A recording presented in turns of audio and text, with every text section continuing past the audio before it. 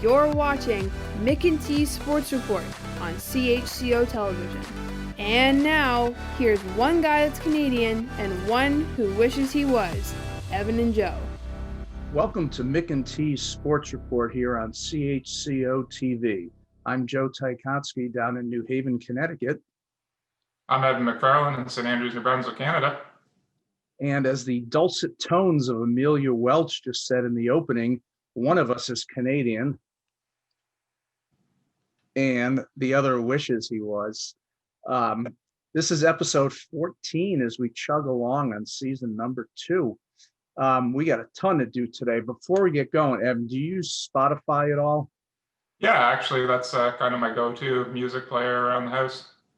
Same here. Well, I got one of those year-end lists that they send, and it's okay. My most listened to group was the Carpenters. Oh, nice. Yeah, that, my friend, is not something that will go on my resume, but no. Well, they're from Connecticut, and I think a lot more people like them than will admit. At least that's what I'm telling myself. Were they first to Taylor Swift? Say it again.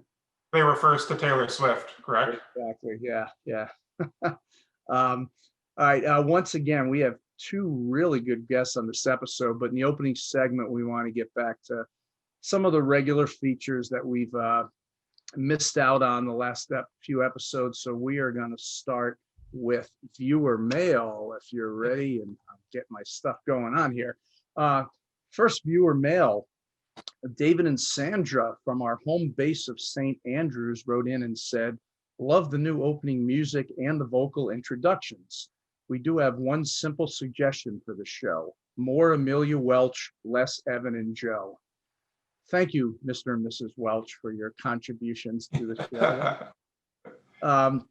Second one from a Harold Hecuba, the owner of Harry's Shave Club, who writes in to say, how come your co-host Evan appears in some parts of the same episode clean shaven and some parts with a mustache or facial hair? Evan, what is that about? It's the Superman effect. Yeah, exactly. Was that a little Movember from back in the day? Yeah, it was. It's just winter laziness more than anything. And lastly, for viewer mail, our good old friend Marv Albert. He's writing in from New York City, and he says, now that the NBA season has started and they're not using that godforsaken bubble, I'm back. Keep up the good work, Evan and Joe. And as they say in Flin Flon, I'll take seconds on the loaded poutine. Yes. Oh, Marv, what will we do without you? Okay, next up, we're going to go to you for our segment that we like to call Love the Leaf. All right. So what you got? We're going to talk about something that's sort of native to New Brunswick and Atlantic Canada called chicken bones. So tell us about chicken bones. All right. Chicken bones. So they're like the Atlantic Canadian version of the Werther's original candy that you see in the bowl of your grandparents' house growing up. So handmade since 1985, still doing it the same way in Canada's oldest candy making factory, which is Ganong's in St. Stephen. So it's basically like a clear peppermint hard candy filled with soft chocolate. Weird combo, but those who love it are absolute diehards. It's almost a cult. And that would be it in the background there? That's the one. So they roll them out in this big log, and then it gets stretched out hundreds of feet basically, and they cut it into little rectangles, so it's got chocolate inside of it. They're pretty good. And now I hear there's a chicken bones flavored liqueur that is out there. There's a New Brunswick company that started doing that, and last year New Brunswick went bananas for it. They sold out online before it hit the stores. There was 100-person wait lines outside of stores to buy it. Crazy. Good. On the next month's edition of Love the Leaf, Evan is going to quiz me to see if I can name all 13 of the provinces and territories in Canada. So that's my homework for the month. I'm working on it. I keep screwing up. Right. All right, music spotlight. Why don't you go first? What do you have? Sure. I'm starting to realize that I'm picking disbanded bands, people that are kind of were good when I was listening to them, and then I realized they're not actually live anymore. So check out the Weaker Thans though from Winnipeg. They're a pretty good gig. We'll have to call it Dead Band Radio or something. Yeah, my Yeah. own Sirius XM station. They're very, very good band. I've heard them. John K. Sampson is their lead. Yeah. I've got a singer from Newfoundland named Sherman Downey from Corner Brook. His new CD is called New Beautiful. And of course, I'm going to play a little bit of it.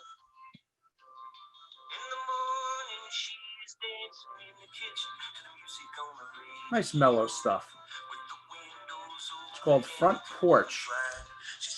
And of course, in classic Newfoundland style, I ordered one of his CDs and it arrived in the mail with a handwritten note from Sherman, along with two of his older CDs thanking me for ordering from him. So he proved once again the friendliness of the Newfoundlanders. So that's the music spotlight, shermandowney.ca. Now let's go to a feature we haven't done in a little while, News of the Weird. I will go first. An unnamed hunter near a small village in the Czech Republic contacted police recently after a deer startled the man's dogs, charged him, and snagged his .22 caliber rifle on its antlers before running in the woods. The gun was unloaded, and police said another hunter saw the stag more than a half mile away with the rifle still hanging from its antlers. I think I've seen that deer outside the Save Easy in St. Andrews many a night. That'd be terrifying. There's so many of them. They would rebel. All right, Evan, what do you have? All right. Jin Wu of Taiwan told his Facebook followers recently about his good fortune in purchasing a PlayStation 5 and marveled at the low price he paid for it, reported the Taiwan News. The reason became clear when the seller revealed that he had tried to pass the console off as an air purifier, but his wife wasn't fooled. My wife wants to sell it, the middle-aged gamer told Wu. It turns out that women can tell the difference between a PS5 and an air filter.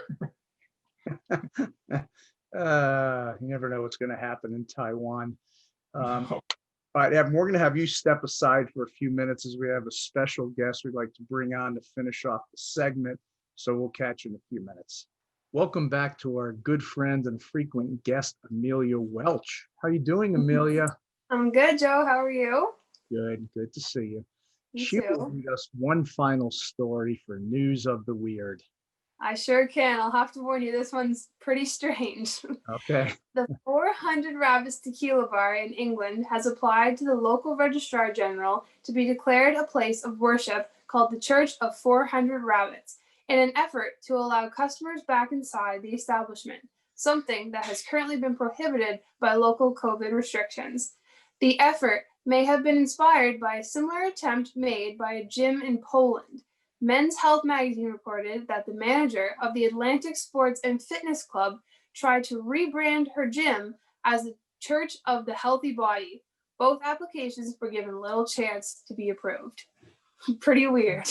Anything to keep the bars open. That's right. Coming up next, we will interview Jesse Tipping.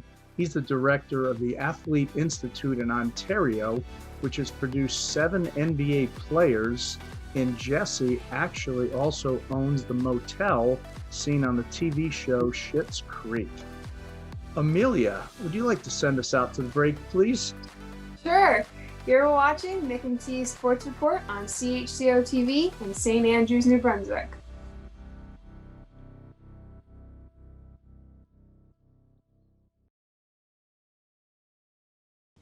Welcome back to Mick and T's Sports Report on CHCO-TV. Today's guest is Jesse Tipping, president of the Athlete Institute in Mono, Ontario, located about an hour north of Toronto. His program has produced 7 NBA players, including Luguentz Dort, one of my favorite names, of the Oklahoma City Thunder, Thon Maker of the Detroit Pistons, and all-star guard Jamal Murray of the Denver Nuggets. And the Toronto Star named Jesse one of the 5 most important people in Canadian basketball. So without further ado, Jesse, welcome to the show. How's everything? Oh, it's great. Thanks for having me. Good. Why don't you give us a brief overview of what the Athlete Institute actually is? Yeah, sure. The Athlete Institute is a basketball academy and soccer academy that houses, trains, basically eats, sleeps, breathes everything that is basketball and or soccer to help, our youth get a Division I scholarship or a free education to move them along their professional pathway. And what are the facilities like up there? We've got about 85,000 square feet of sports, dormitory, cafeteria, gym, classroom facilities. Basically your, private schools set up. We pride ourselves in specializing in, the everything it takes to make it as an elite athlete. So from chiropractors to sports med doctors to massage to chefs to mental conditioning coaches, our athletes have the access to all those. Now, you have a lot of foreign players, so how has that been affected with the COVID-19 restrictions this year? COVID's definitely put, a couple road bumps or a couple speed bumps in our way. It's restricted us from, having an international student base. Normally, we've got quite a few countries covered for our school year. This year, we've got 3 kids from international countries, where normally we've got about 10 or so. But we've seen some restrictions. We've been able to try to move through some other areas to be able to continue to help. But, our goal has always been to provide access to Canadian youth first, and then, be able to find other talent around the world that needs the exposure. Great. Evan? Yeah, I mean, Joe started by naming off all of these successful players that you have in the NBA now, but I mean, maybe you can give us when I think of Jamal Murray, that's kind of the name that sticks out to me. Maybe give us an idea of what he was like in high school and how that's gone ahead to help you with your current students and the future. Yeah, when our path and Jamal's path crossed, we were still in the early young stages of our academy development, and he saw, him and his dad saw sort of what we were trying to accomplish and the pathway we'd be able to give him, and really saw it align with his pathway and what he needed. I mean, he's always been a very unique talent in the sense of he's been laser focused since the day I met him. So he's always got the mindset that, wherever he is, whatever he's doing, he always has the ability to improve himself first. And it doesn't really matter anything else besides that. He knows that, he can basically do anything he wants if he puts his mind to it. And he's had that mentality since the day I met him. Yeah, awesome. That playoff run he had was pretty special this year. Yeah, very special. We really enjoyed, seeing him progress series to series, and just, we'd been able to see it, when he was here, following obviously very closely. My prediction was that it would be the league MVP by year 5. And I still, am very bullish on what his potential could be. That's great.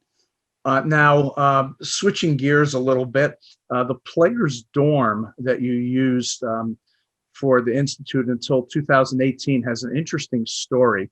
The exterior shots for the Rosebud Motel from the Emmy Award-winning TV show Schitt's Creek are from that very same players' dorm. Why don't you tell us how that came about? Yeah, it did. It wasn't as prestigious, in year 1 when I got an email and a phone call saying somebody wanted to film a show called Schitt's Creek and you tell.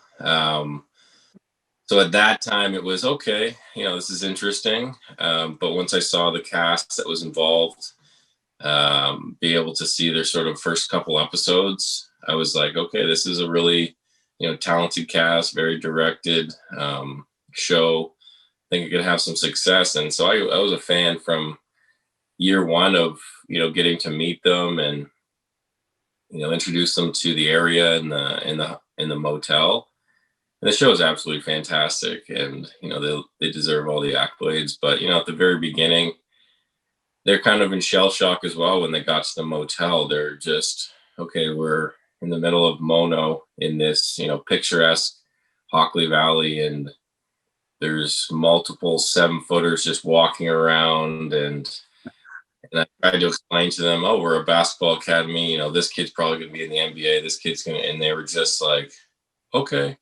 Like, and they're, these big monsters walking around. They were both were in shock. They were like, they want to film a TV show here. And the TV show was like, what are these guys doing here? And, it was really unique at the beginning to merge the two worlds, and then to see it, 6-7 years later, really, run into each other when Jamal was in the bubble run and Schitt's Creek was winning the Emmys. I was flipping back and forth on that.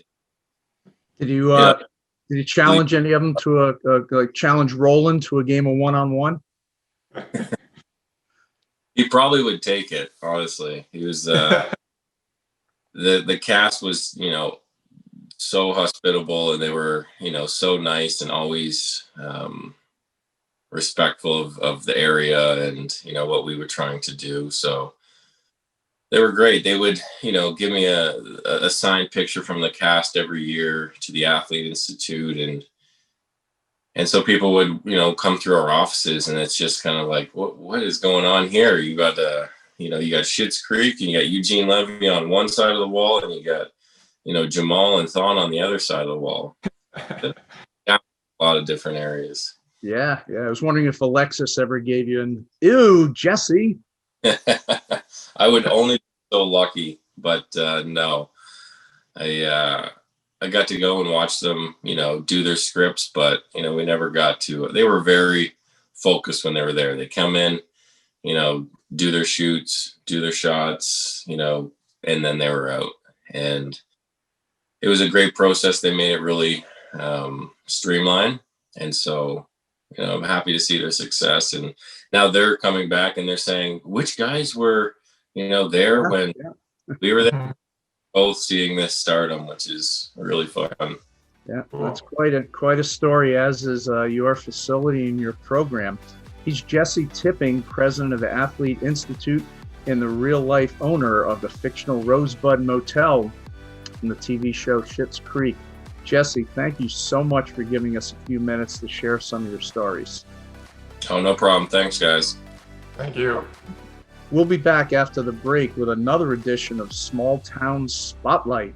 You're watching Mick and T Sports Report on CHCO-TV.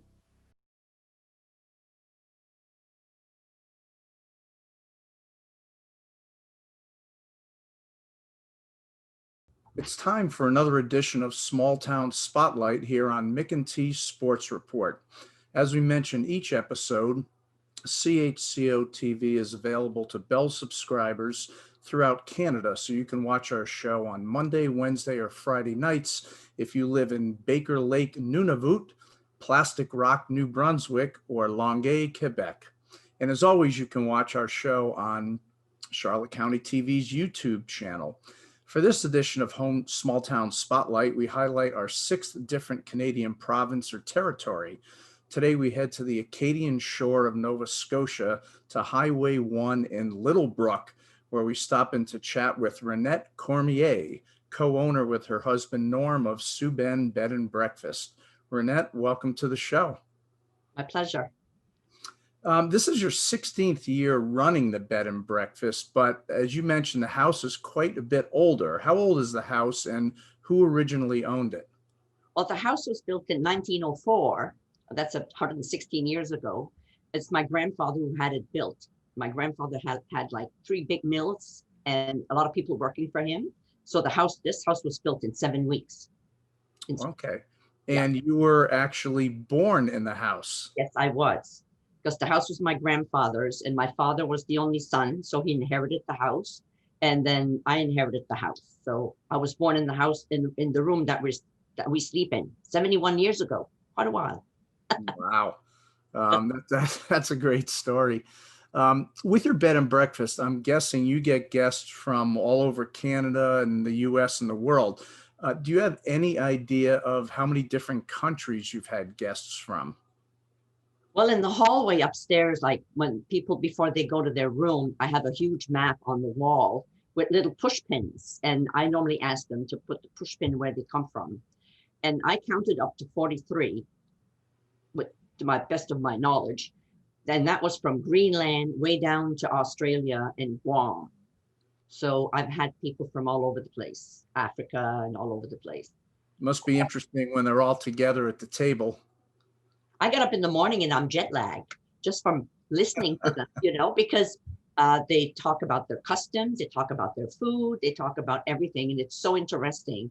The most interesting thing is that when you put 3 different people at the table and they all speak different languages and one doesn't understand the other at all.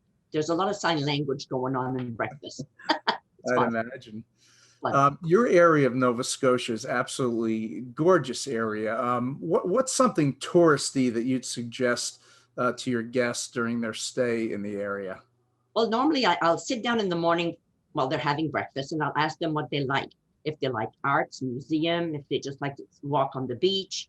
And normally I will always direct them at the information center at University St. Anne's, where they have the whole history. They have a museum of the whole history of our deportation if they're interested in Acadian culture. And of course, the beach, Mavilet Beach, is a beautiful place to walk. And I have a tide clock, so I know if they're walking low tide or high tide type of thing. So, but there's a lot of different places that they can visit as they're going along Mavilet Beach or Church Point. Yeah. And do you have a favorite local restaurant? Oh God, yes. We have Cuisine Robichaud. It is all homemade food. There's no deep fryer. Her 2 brothers own fish plants. So you know that if the fish that comes on your plate, it's still moving because it's fresh. And fresh scallops, and it's nothing deep fried. It's all homemade. And actually to get there, you need reservations. And you can bring your own bottle of wine. And there's no pork fee. And what's the name of that restaurant? La Cuisine Robichaud.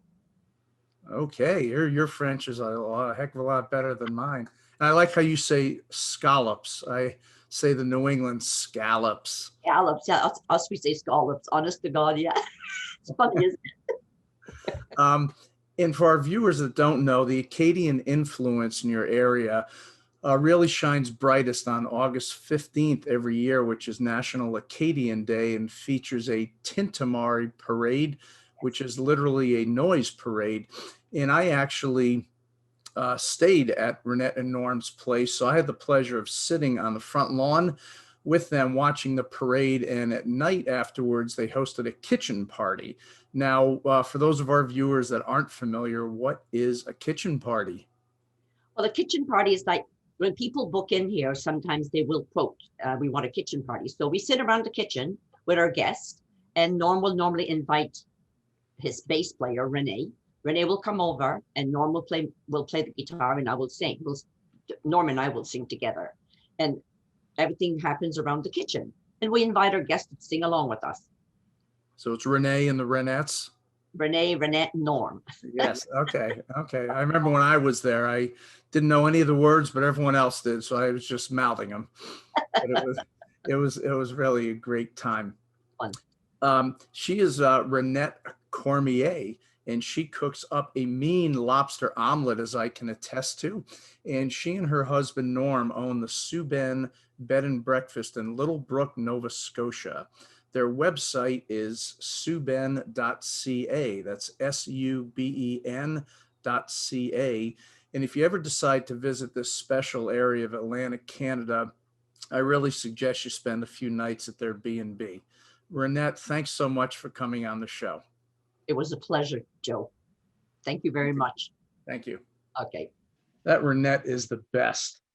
But I forgot to offer her the New Haven thin crust pizza if she ever visits Connecticut, although I think the budget cutbacks may have to put the kibosh on that.